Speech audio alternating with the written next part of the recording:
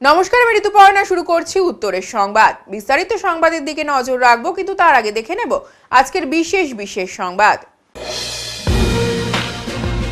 বুধবার জলপাইগুড়ি সার্কিট হাউসে বিসিডব্লিউর বিধানসভা স্ট্যান্ডিং কমিটির বৈঠক অনুষ্ঠিত হলো। কমিটির চেয়ারম্যান খগেশ্বর রায়ের উপস্থিতিতে এদিন বিভিন্ন সরকারি দপ্তরের আধিকারিকদের সাথে বৈঠকটি অনুষ্ঠিত হয়। আগামীকাল ৪ জানুয়ারি থেকে জলপাইগুড়ি শহরের ড্রপ গেটগুলোতে টোটো নিয়ন্ত্রণ করার কথা থাকলেও এই মুহূর্তে তা স্থগিত রাখা হচ্ছে। বুধবার বিকেলে পুরসভা ও টোটো সংগঠনগুলির সাথে বৈঠকে এমনই কথা জানানো হয়েছে।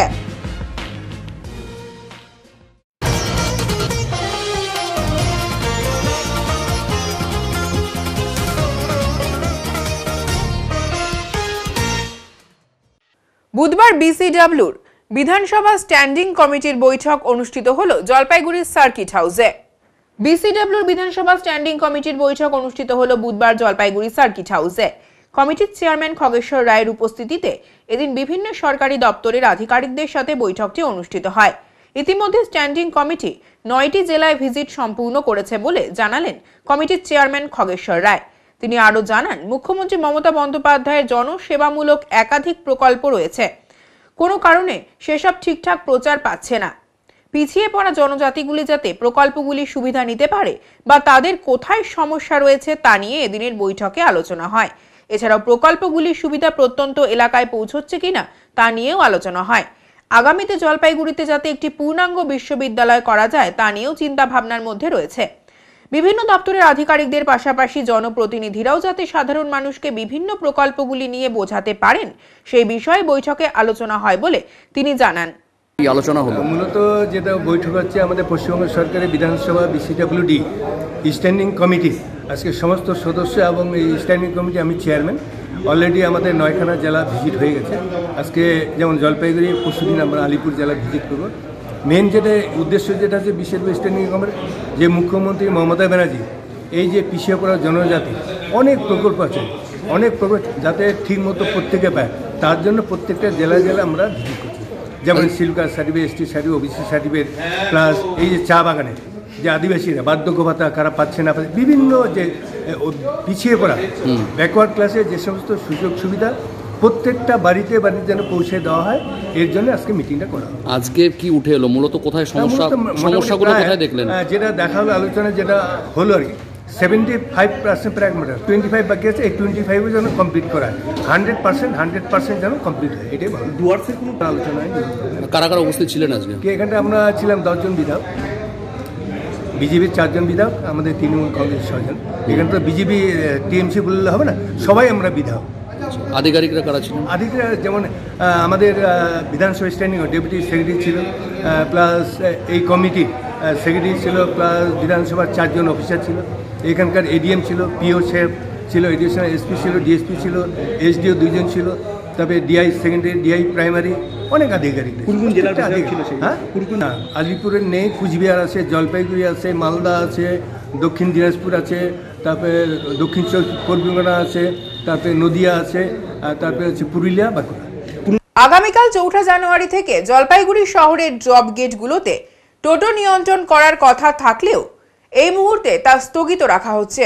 4 জানুয়ারি তার মধ্যে আমরা ড্রপ গেট 8টা জায়গায় করে দিচ্ছি। পান্ডাপাড়ার দিক থেকে আসতে, 4 নম্বর হুমটি থেকে আসতে, আপনার শিরিষতলার দিক থেকে আসতে, রায়কোটপাড়ার দিক থেকে আসতে, শানুপাড়ার দিক থেকে আসতে, তারপরে গন্ডার মোড়ের দিক থেকে আসতে, তারপরে বালাপাড়ার দিক থেকে আসতে, হ্যাঁ, এরকম করে তারপরে পাহাড়পুরের দিক থেকে আসতে, এরকম করে আমরা 8টা জায়গায় ড্রপ গেট করছি। সেখানে পুলিশ প্রশাসনও থাকবে এবং পৌরসভার নিজস্ব এমপ্লয়িরাও থাকবে, যে সেগ্রিগেট। এবং রেজিস্ট্রেশনটা কেন জরুরি? কারা গাড়ি চালাচ্ছেন, তারা আইনত বৈধ কিনা, এবং তাদেরকে আমরা টিন নাম্বার দেবো। রেজিস্ট্রেশনের খরচা 430 টাকা, টিন নাম্বারের খরচা 70 টাকা, যেটা সব মিলে ছিল 600 + 70, সেটা হলো 430 + 70। এবং 4 জানুয়ারি থেকে এইগুলো করে দেওয়ার পর আমরা তাদেরকে অপশন দিলাম, এই 3 তারিখের মধ্যে সমস্ত রেজিস্ট্রেশন ক্লিয়ার করুন। আগামীকাল 4 জানুয়ারি থেকে জলপাইগুড়ি শহরের ড্রপ গেটগুলোতে টোটো নিয়ন্ত্রণ করার কথা থাকলেও এই মুহূর্তে তা স্থগিত রাখা হচ্ছে। বুধবার বিকেলে পুরসভা ও টোটো সংগঠনগুলির সাথে বৈঠকে এমনই সিদ্ধান্তের কথা জানানো হয়েছে। C2 অনুমোদিত ই রিক্সা চালক ইউনিয়নের কটাক্ষ, টোটো নিয়ে কোনো কার্যকরী সিদ্ধান্ত নিতে পারছে না জলপাইগুড়ি পুরসভা। আজকের বৈঠক থেকেও এমন কিছু সিদ্ধান্ত নিতে পারেনি পুরসভা বলে জানান ইউনিয়নের জেলা সম্পাদক শুভাশিস সরকার। ভাড়া কমানো থেকে শুরু করে রেজিস্ট্রেশন ফি আরও কমানোর দাবি তাদের রয়েছে বলে জানান তিনি। অন্যদিকে INTTUC শহর ব্লক সভাপতি পুণ্যব্রত মিত্র বলেন, এই মুহূর্তে ড্রপ গেটে বিধিনিষেধ আরোপ না হওয়ায় আমরা খুশি। তবে একজন টোটোর মালিক একাধিক টোটো কিনে বাইরের জেলা থেকে চালক এনে শহরে চালাচ্ছেন, এটা বন্ধ করা উচিত। এই বিষয়ে পুরসভার ভাইস চেয়ারম্যান সৈকত চ্যাটার্জি বলেন, শহরে ই রিক্সা বলে কিছু চলছে না।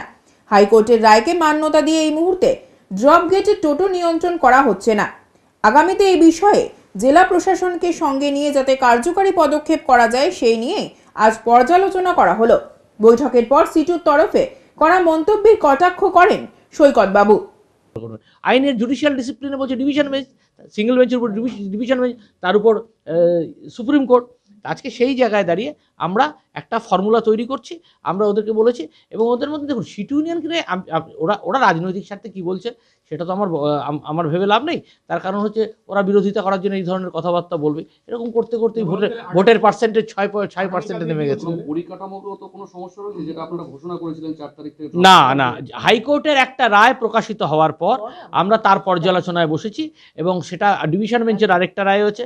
ডিভিশন বেঞ্চের রায় এরকমভাবে টোটো মানে ই রিক্সা তো এগুলো না, তাহলে এটা কারা, তার একটা তো আমাদের বিশ্লেষণ দরকার। টোটো তো ই রিক্সার মধ্যেও পড়ছে না, এগুলো অ্যাসেম্বল, এগুলো অবৈধ কারখানা থেকে তৈরি হচ্ছে। সেই অবৈধ কারখানাগুলো বন্ধ হওয়া দরকার। সেটা নিয়েও আমরা আজকে আমরা রেজলিউশন নিয়ে এসপি এবং ডিএম এবং পরিবহন দপ্তর করছি। এমবিআইকে চিহ্নিত করতে হবে, মোটর ভেহিকলসকে, সেটা আমরা চিহ্নিত করবো। খুব সময় সাপেক্ষ নয়। আমরা চেষ্টা করছি যে 15 থেকে 20 দিনের মধ্যে একটা জায়গায় পৌঁছানোর জন্য। আর তার মধ্যে আমরা এনলিস্টমেন্ট পদ্ধতি চালু রেখেছি এবং কার্ড বিতরণের পদ্ধতি চালু রাখছি। আমরা সদর্থক। পৌরসভা টোটো চালকদের স্বার্থ রক্ষার্থে রাজি আছে, কিন্তু টোটো দৌরাত্ম্য রুখতে কিন্তু আমরা বদ্ধপরিকর। কারণ একটা শহরে, এই শহর 8-10 টোটো কী করে নেবে?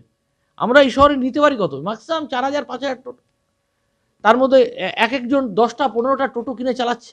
এগুলো থেকে সব বন্ধ করতে হবে। অবৈধ কারখানাগুলোকে বন্ধ করতে হবে। তার জন্য এমভিআইকে নামতে হবে, তার সাথে এসপিকে নামতে হবে, তার সাথে জেলা শাসককে নামতে হবে। পৌরসভা তো আছেই লজিস্টিক সাপোর্ট দেওয়ার জন্য। আজকে তো পৌরসভা আবার মিটিং ডেকেছিল, যে মূলত যে জলপাইগুড়ি শহরের যে যানজট সমস্যা এবং টোটো সংক্রান্ত সেই বিষয়ে মিটিংটা তো আলোচনা হচ্ছিল। আমাদের যেটা বক্তব্য সেটা হচ্ছে যে জলপাইগুড়ি শহরের যে 25টা ওয়ার্ড এবং 4টা জিপি যেটা আছে, সেই 4টা জিপিকে রেখে এবং সেই সঙ্গে আরও পার্শ্ববর্তী কিছু গ্রাম পঞ্চায়েত আছে যেগুলো শহরের খুব কাছাকাছি। কারণ হচ্ছে যে জলপাইগুড়ি পৌরসভা যে 5000 টোটোর জন্য আই কার্ড দেবে বলেছিল, এখনো অবধি মাত্র 2170 জনকে পৌরসভা আই কার্ড দিতে পেরেছে। ফলে যেভাবে সংখ্যাটা বলা হচ্ছিল যে 15,000-20,000 টোটো জলপাইগুড়ি শহরে চলে, সংখ্যাটা অতটা নয়। ফলে আমরা বলেছিলাম যে আরও পার্শ্ববর্তী 2-1টা জিপিকে যুক্ত করে একবারে বিষয়টাকে সম্পূর্ণভাবে ক্লোজ করা হোক।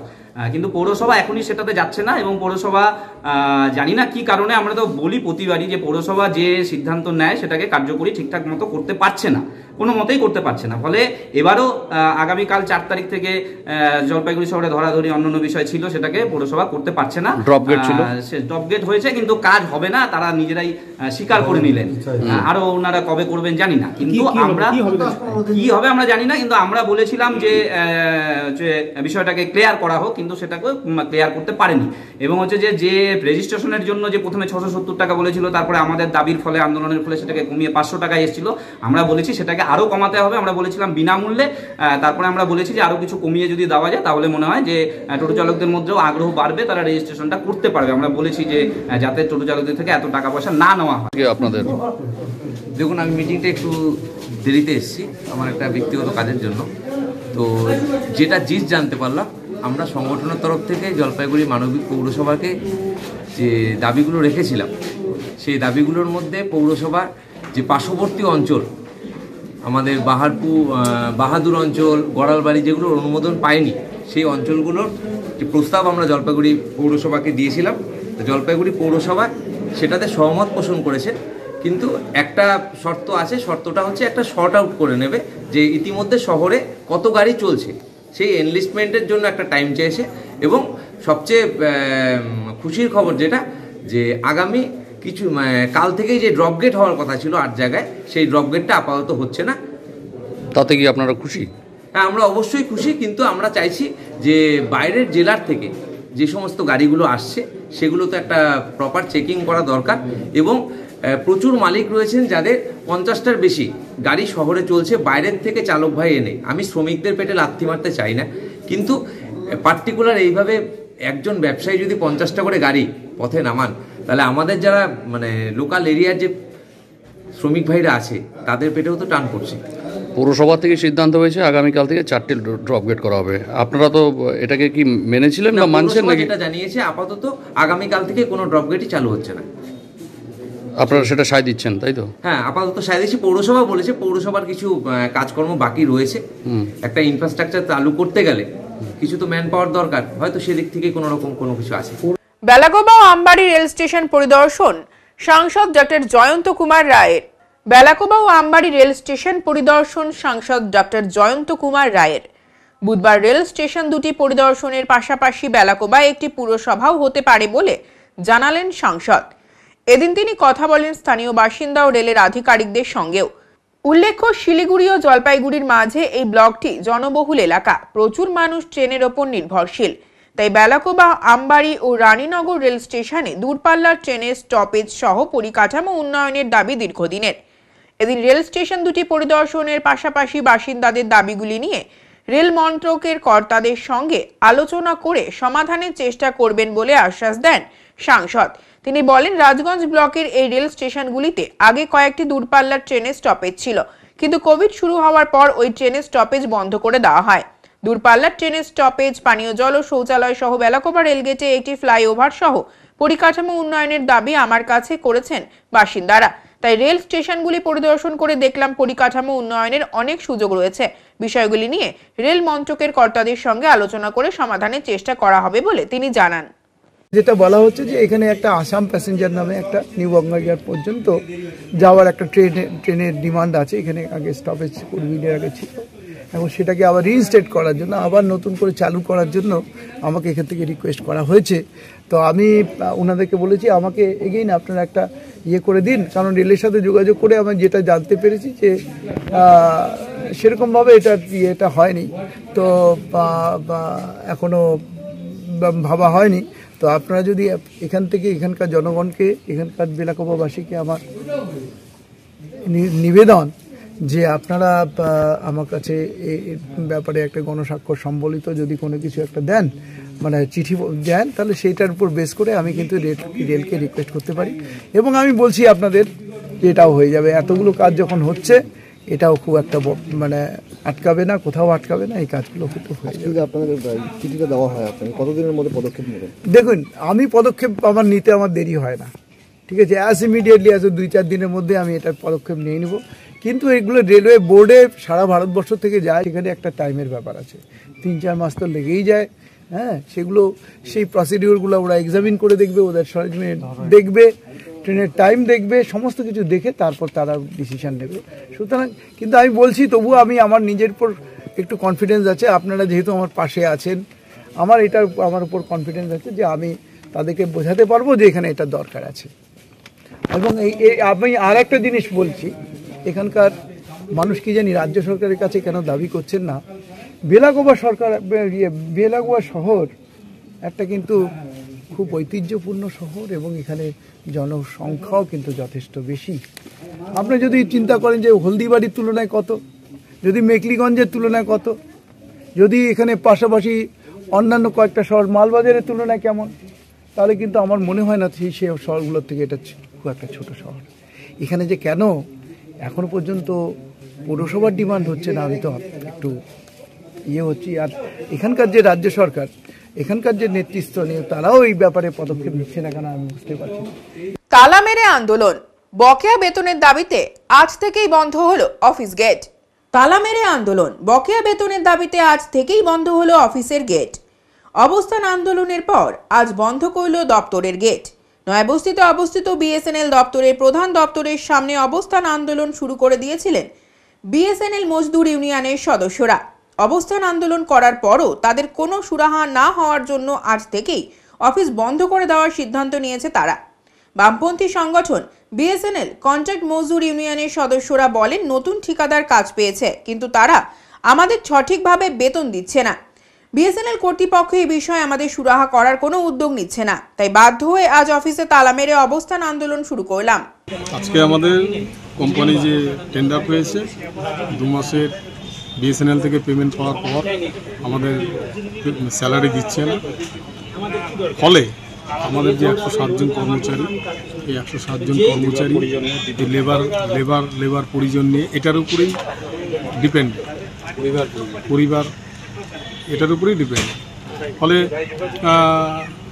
তাদের বাচ্চা কাচ্চারা তাদের স্কুলে পড়ছে, সেই স্কুলের দিক থেকে তারা একটা ইসেতে পড়ছে যে তারপরে সেই এটা দিয়ে সংসার চালানো। আজকে কি করলেন আপনি? আজকে আমরা গেট বন্ধ করে আন্দোলনে নেমেছি। আমরা আগেও 2 দিন করেছি, কারণ অফিসটা এমনি খোলা রেখেছিলাম, গেট বন্ধ করে, ছোটো গেটটা খোলা রেখেছিলাম। আজকে পুরোটাই বন্ধ করে রেখেছি যে আমাদের যদি স্যালারি না ঢোকে আজকে, তাহলে আমাদের এটা লাগু থাকবে, চলতে থাকবে। আপনার নাম আর পরিচয়? আমার নাম অশোক বিশ্বাস। কোন দায়িত্বে আছেন? আমি assistant district. West Bengal survey and drawing employees অ্যাসোসিয়েশনের 73-74তম রাজ্য সম্মেলন হতে চলেছে জলপাইগুড়িতে। রাজ্য কোঅর্ডিনেশন কমিটির অন্তর্ভুক্ত West Bengal survey and drawing employees অ্যাসোসিয়েশনের 73-74তম রাজ্য সম্মেলন হতে চলেছে জলপাইগুড়িতে। বুধবার অ্যাসোসিয়েশনের তরফে সাংবাদিক বৈঠক করে জানানো হলো, 20 ও 21 জানুয়ারি সম্মেলন হতে চলেছে জলপাইগুড়ি শহরের কর্মচারী ভবনে। এই সম্মেলনে বিভিন্ন দাবি দাওয়া তুলে ধরার জন্য 2023 সালের 26শে আগস্ট একটি অভ্যর্থনা কমিটি গঠন করা হয়। সভাপতি হয়েছেন বিশিষ্ট চিকিৎসক সুদীপন মিত্র। সম্মেলন থেকে সরকারি কর্মীদের বকেয়া মহার্ঘ ভাতা প্রদান, সব সরকারি দপ্তরে শূন্য পদ পূরণ, স্বচ্ছ নিয়োগ প্রক্রিয়া, স্বাস্থ্য ও শিক্ষার উন্নয়ন সহ একাধিক দাবি তোলা হবে। এদিন সাংবাদিক বৈঠক থেকে 73-74তম রাজ্য সম্মেলনের West Bengal survey and drawing employees অ্যাসোসিয়েশনের ক্যালেন্ডার উদ্বোধন করলেন নেতারা। West Bengal survey and drawing employees অ্যাসোসিয়েশনের জেলা সম্পাদক দেবব্রত কুমার বলেন, জনসাধারণের দাবি তুলে ধরতে সম্মেলন, শূন্যপদ পূরণ, বকেয়া মহার্ঘ ভাতা সহ একাধিক দাবি তোলা হবে সম্মেলন থেকে। এছাড়াও সম্মেলনকে কেন্দ্র করে সমাজসেবামূলক কাজও করা হবে। অন্যদিকে অভ্যর্থনা কমিটির সভাপতি চিকিৎসক সুদীপন মিত্র বলেন, সাধারণ মানুষের সামগ্রিক বঞ্চনার প্রতিবাদ জানিয়ে সম্মেলন হচ্ছে। এছাড়াও শিক্ষা, স্বাস্থ্য বঞ্চনা সহ আর্থিক দুর্নীতি সকলের মনে আঘাত করছে, এইসব তুলে ধরতে এই সম্মেলন। সমিতি West Bengal survey and drawing employees অ্যাসোসিয়েশনের সম্পাদক, জেলা সম্পাদক। আমাদের রাজ্য সম্মেলন 73-74 রাজ্য সম্মেলন এই জেলায় আগামী 20 এবং 21 জানুয়ারি কর্মচারী ভবনে অনুষ্ঠিত হতে চলেছে। এই সম্মেলনকে কেন্দ্র করে বিগত 2023 সালের 26শে আগস্ট আমাদের একটা শক্তিশালী অভ্যর্থনা কমিটি গঠন করা হয়েছে, যার সভাপতি মনোনীত হয়েছেন মাননীয় ডক্টর সুদীপন মিত্র। এবং আমাদের যে কিছু আর্থিক দাবি, যে সারা রাজ্যের সরকারি কর্মচারীরা সীমাহীন বঞ্চনার শিকার, এবং অর্জিত পেশাগত অধিকার ও প্রশাসনের অভ্যন্তরে যে গণতান্ত্রিক অধিকার হারানোর মুখে আমরা দাঁড়িয়ে, সেই দাবিগুলো আমাদের আছে। এছাড়া মূলত আমাদের যে ইঞ্জিনিয়ারিং এবং নন ইঞ্জিনিয়ারিং দুটো উভয় দপ্তরেই আমাদের এই 4টি ক্যাডারভুক্ত সার্ভেয়ার, ড্রাফটসম্যান, আমিন, টেসার, এই 4টি ক্যাডারভুক্ত কর্মচারী আমাদের ওয়েস্ট বেঙ্গল সার্ভে এবং ড্রয়িং এমপ্লয়িজ অ্যাসোসিয়েশনের অন্তর্ভুক্ত। আমাদের ক্যাডারগত দাবি দেওয়া ছাড়াও বকেয়া মহার্ঘ ভাতা সহ জনসাধারণের সর্বস্তরের দাবি, এবং যেমন বিভিন্ন দাবি, যেমন স্বাস্থ্য, শিক্ষা এর সর্বজনীন অধিকার এবং নিরাপত্তা প্রদান, এবং দপ্তরের অভ্যন্তরে শূন্যপদগুলিতে স্বচ্ছভাবে স্থায়ী নিয়োগ, সর্বোপরি বিভিন্ন দপ্তরে যে চুক্তি প্রথায় নিয়োজিত অনিয়মিত কর্মীদের নিয়মিতকরণ এবং সমকাজের সমাধান প্রভৃতি আমাদের সম্মেলনে আলোচনা হবে। এবং এর সাথে সাথে পরবর্তী ভবিষ্যৎ যে আমাদের দাবি দেওয়া নিয়ে পরিকল্পনা, তার রূপরেখা এই সম্মেলনে তৈরি হবে। এছাড়াও বিভাজনের রাজনীতির বিরুদ্ধে আমাদের জোরদার আন্দোলনের যে বার্তা সেটা এই সম্মেলন থেকে গ্রহণ করা হবে। এই প্রচারমূলক কর্মসূচি আমাদের এখানে রাজ্য সঙ্গে কেন্দ্র করে কিছু প্রচারমূলক কর্মসূচিও গ্রহণ করা হয়েছে এবং আগামীতে সেটা হবে। যেমন এই সম্মেলনকে কেন্দ্র করে ইতিমধ্যেই আমাদের যেটা ক্যালেন্ডার সেটা প্রকাশ করা হলো, আপনারা এখানে প্রকাশ করলেন। পরবর্তীতে সম্মেলনের প্রচার উপলক্ষে আমরা জেলার কিছু প্রান্তিক এলাকায় বিনামূল্যে ওষুধ বিতরণ এবং যারা গবাদি পশুর উপর নির্ভরশীল তাদের সহায়তা প্রদান করব। পরবর্তীতে 17 জানুয়ারি আমরা একটা সম্মেলনের বার্তা নিয়ে র্যালি করব এবং 19 জানুয়ারি আগত যে প্রতিনিধি তাদেরকে নিয়ে জলপাইগুড়ি শহরে একটা সুদৃশ্য মিছিল পরিক্রমা করব। আমি সুদীপন মিত্র, চিকিৎসক পেশায়। West Bengal survey and drawing employees অ্যাসোসিয়েশনের 73 ও 74তম রাজ্য সম্মেলন 21 জানুয়ারি আপনারা জেনেছেন।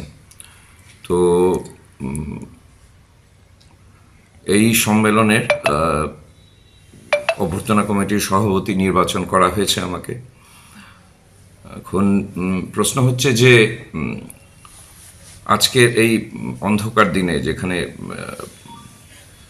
আর্থিক দুর্নীতি, আর্থিক শোষণ এবং একই সাথে বিভাজনের রাজনীতি সমস্ত মানুষকে আস্তে আস্তে আক্রান্ত করছে, সেখানে দাঁড়িয়ে মানুষ ছোট ছোট সংগঠনের মাধ্যমে জোট বাঁধছেন। ওনাদের একটা সংগঠন 73তম রাজ্য সম্মেলন হচ্ছে। এই সম্মেলনে আর্থিক দাবি দেওয়া, তাদের আর্থিক বঞ্চনা, মহার্ঘ ভাতা যেমন পাচ্ছেন না সেই নিয়ে থাকবেই, সেটা থাকছেও। তার সঙ্গে থাকছে সামগ্রিক যে বঞ্চনা, মানুষের শিক্ষা, স্বাস্থ্য ক্ষেত্রে যে বঞ্চনা, আর্থিক দুর্নীতি যা প্রত্যেকটা মানুষকে পরোক্ষ বা প্রত্যক্ষ বা পরোক্ষভাবে আঘাত করছে, মানুষের জীবন জীবিকাকে, আর বিভাজনের রাজনীতি যা দেশটাকে ক্রমশ পেছনের দিকে, অন্ধকারের দিকে ঠেলে দিচ্ছে। এই সব কিছু নিয়েই কথাবার্তা এবং আলোচনা এবং সব কিছু মিলে দিনের শেষে জোট বাঁধা, যাতে এই অন্ধকারকে অতিক্রম করে আমরা আলোর দিকে যেতে পারি। আমার মনে হয় একজন সচেতন মানুষ হিসাবে ওনাদের সঙ্গে থাকা, এই সম্মেলনের সঙ্গে থাকা আমার উচিত। আমি আছি, আমি আশা করব আপনারাও এই সম্মেলনের প্রচারে আগিয়ে আসবেন এবং মানুষ যাতে জানতে পারে, এই সম্মেলনের বার্তা পৌঁছয় মানুষের কাছে, তাতে সহযোগিতা করবেন। ধন্যবাদ। উত্তরের সংবাদে এখন সময় বিরতির, সঙ্গে থাকুন, ফিরে আসছে আরো সংবাদ নিয়ে। সব সময় সব দিকের সব খবর পেতে সাবস্ক্রাইব করুন, বেল আইকনটি প্রেস করে আপডেট থাকুন।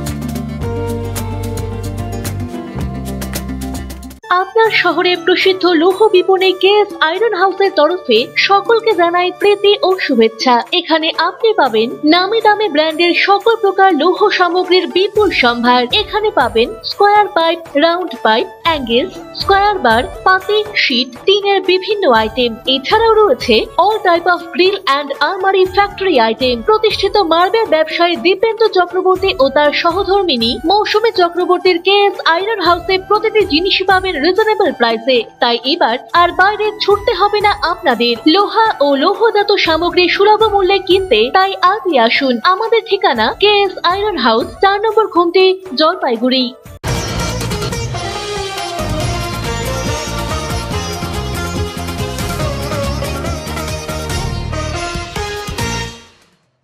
গত কয়েক মাস আগে সম্পন্ন হয়েছে রাজ্যের ত্রিস্তরীয় পঞ্চায়েত নির্বাচন।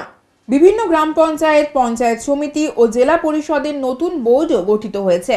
এবার এই বোর্ডগুলি কিভাবে মানুষের উন্নয়নে কাজ করবে, পঞ্চায়েত দপ্তরের বিভিন্ন নিয়ম কানুন, অ্যাকাউন্ট ইত্যাদি সব বিষয়ে জলপাইগুড়ি জেলার বিভিন্ন গ্রাম পঞ্চায়েতের প্রধান, উপপ্রধান, পঞ্চায়েতদের নিয়ে একদিনের প্রশিক্ষণ শিবির অনুষ্ঠিত হলো জলপাইগুড়ি ষড়যন্ত্রদেব রায়কট সাংস্কৃতিক কলাকেন্দ্রে।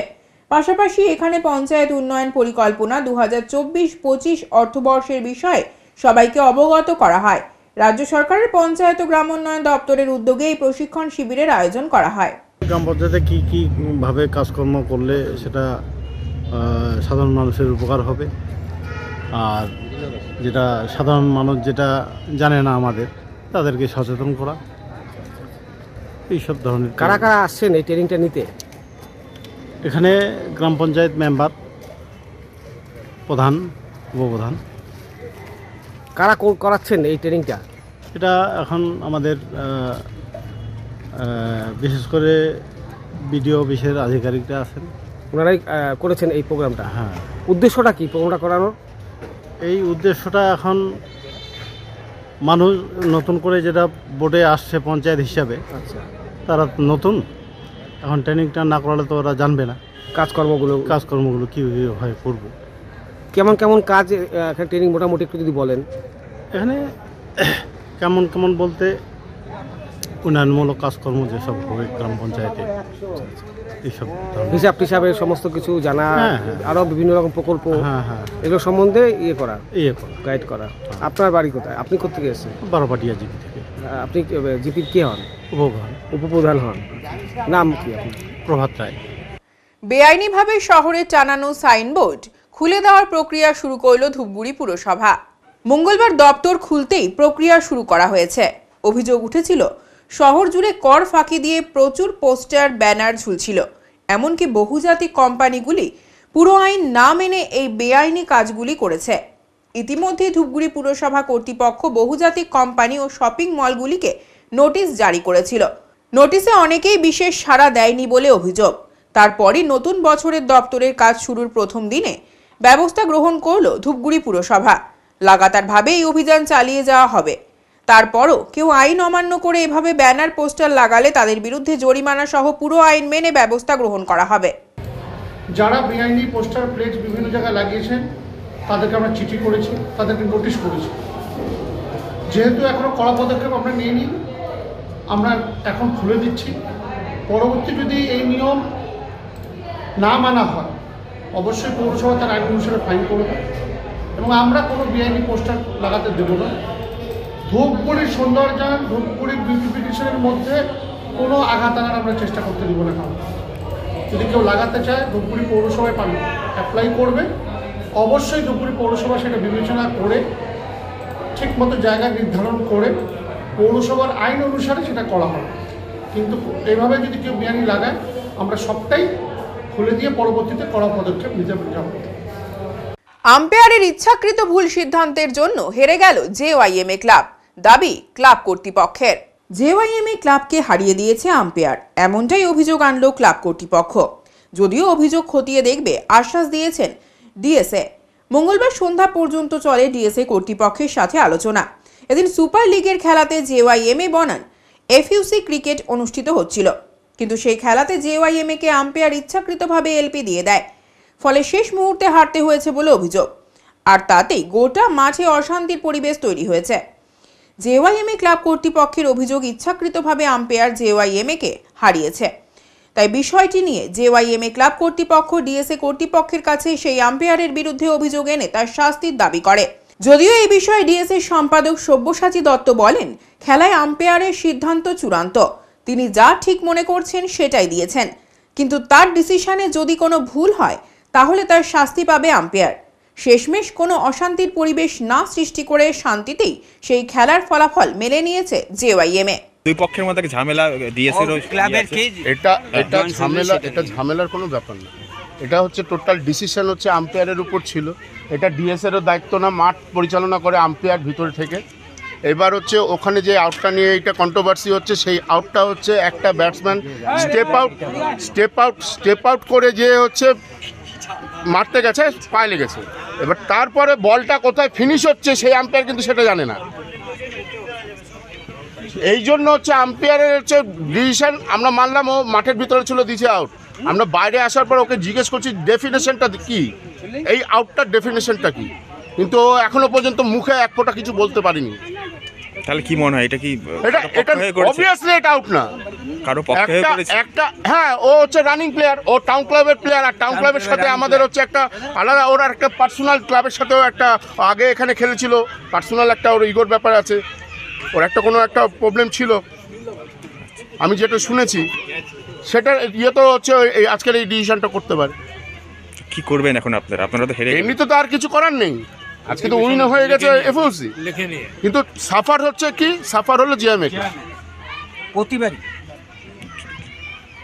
তো ডিএসএ কি বলছে? ডিএসএ তো এখন তো ডিএসএ তো এটা ডিএসএ তো সেক্রেটারি এটা বলার কোনো কিছুই নেই, কেন ডিএসএ সেক্রেটারি তো আর মাঠের মধ্যে আম্পায়ারিং করেনি, না ওনারা তো খেলা পরিচালনা করছে। পরিচালনা উনি বাইরে বসে দেখেছে, দেখে নিয়ে চুপ করে বসেছিল। এখন উনি হচ্ছে আম্পায়ারের এগেনস্টও যেতে পারবে না, এদিকে হচ্ছে লিগের এই খেলার এগেনস্টও তিনি বলতে পারবে না। তা সব মিলিয়ে গিয়ে আপনাদেরই ক্ষতি হবে। হ্যাঁ, আমরাই সাফার, এটা প্রতি বছর জিএমএ ক্লাব প্রতি বছরই সাফার হয়। খেলা হচ্ছে মূলত কি লিগ হয়েছিল আর কি বিষয় ছিল? হচ্ছে আউটনেট ক্রিকেটটা এমন একটা বিষয় যে আউট যে কোনো টিমেরই পক্ষে গেলেই এটা বিতর্ক হয়। হয়তো আজকে যা হেরেছেন জিএমএ কর্তৃপক্ষ, তারা হয়তো মনে করেছে যে আউট ছিল না, আম্পায়ার মনে করেছে আউট ছিল, আউট দিয়েছে, এটা নিয়েই বিতর্ক। এরপরে কি ডিসিশন হচ্ছে ওনারা তো এসেছে? কি ডিসিশন? ডিসিশন মানে আপনার তরফে কোনো কি? আমরা কি এই মুহূর্তের কন্ডিশনে আম্পায়ার রিপোর্ট আমরা ছিলাম মাঠে, আমি নিজে ছিলাম, আমরা নিশ্চয়ই আলোচনা করবো, সব ক্লাবকে নিয়ে বসবো। তারা বলছে একটা পানিশমেন্টের দরকার, ভুল মানে ইচ্ছাকৃতভাবে করেছে। ইচ্ছাকৃতভাবে এটা আমি বলতে পারি? ইচ্ছাকৃত আর কোনো আম্পায়ারিং করে? কারণ আমি নিজে ফুটবলের রেফারি ছিলাম, কেউ ইচ্ছাকৃতভাবে মাঠে করে না, যদি করে থাকে তাহলে তার সাথে তার মানে ডিসক্রেডিট, এবং তার জন্য শাস্তি পাবে। জানি আগের বার একটা ঘটনা ছিল কালুকে আমরা ম্যাচ দিইনি 1 বছর, সেটা অবশ্যই হবে যদি ইচ্ছাকৃতভাবে প্রমাণ হয় যে ইচ্ছাকৃতভাবে করে। কি হয়েছিল মানে এটা এলপি নিয়ে ভিতর, এলপি এটা কি খেলা হচ্ছে আর cut super league Jalpaiguri district inter club district league cut ছিল যে আমি বলছি। উত্তরের সংবাদে এখন সময় বিরতির, সঙ্গে থাকুন, ফিরে আসছে আরো সংবাদ নিয়ে। সব সময় সব দিকের সব খবর পেতে সাবস্ক্রাইব করুন, বেল আইকনটি প্রেস করে আপডেট থাকুন।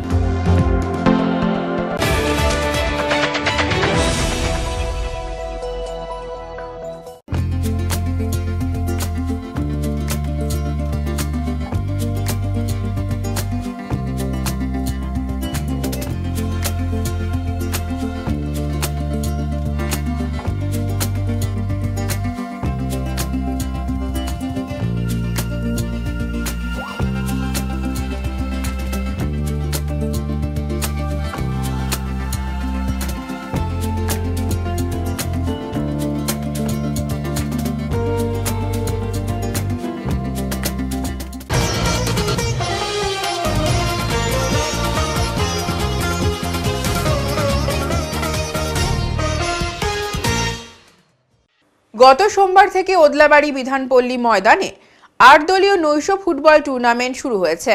গত সোমবার থেকে ওদলাবাড়ি বিধানপল্লী ময়দানে ৮ দলীয় নৈশ ফুটবল টুর্নামেন্ট শুরু হয়েছে। নেতাজি সুভাষ অ্যাথলেটিক ক্লাব ও মোহন স্পোর্টিং ক্লাবের যৌথ ব্যবস্থাপনায় চতুর্থ বর্ষের Rina Ghosh memorial winners, Parshuram Agarwal memorial runners up ও Sudam Mondal memorial fair play trophy টুর্নামেন্টের দ্বিতীয় কোয়ার্টার ফাইনালে মুখোমুখি হয় জাতীয় খেলোয়াড়ের সমৃদ্ধ থিম্পু রাভেন এফসি ও ইউনাইটেড এফসি দার্জিলিং। দর্শক ঠাসা বিধানপল্লী ময়দানে এদিনের উত্তেজনাপূর্ণ খেলায় ইউনাইটেড এফসি দার্জিলিং 4-0 গোলে জাতীয় খেলোয়াড়ের সমৃদ্ধ থিম্পু রাভেন এফসিকে পরাজিত করে। এদিন খেলা শুরুতে উভয় দলের খেলোয়াড়দের সাথে পরিচিত হন বিশিষ্ট ব্যক্তিরা। বুধবার রাতে তৃতীয় কোয়ার্টার ফাইনালে মুখোমুখি হবে মিলন সমিতি কলকাতা এবং friends sports club Rangpur Bangladesh. এখন আবহাওয়ার সংবাদ।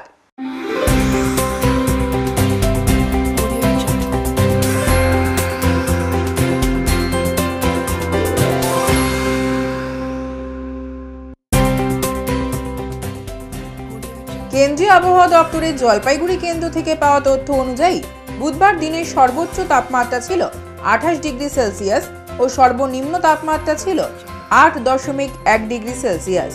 গত 24 ঘন্টায় কোনো বৃষ্টিপাত হয়নি।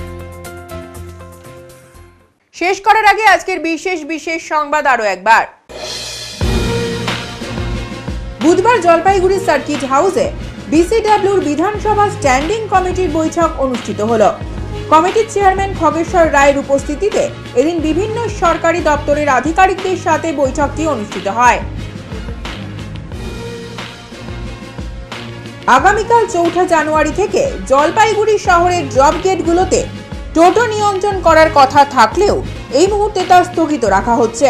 বুধবার বিকেলে পুরসভা ও টোটো সংগঠনগুলির সাথে বৈঠকে এমনই কথা জানানো হয়েছে। উত্তরের মন পরিবেশিত উত্তরের সংবাদ এখনকার মতো এই পর্যন্তই। নমস্কার।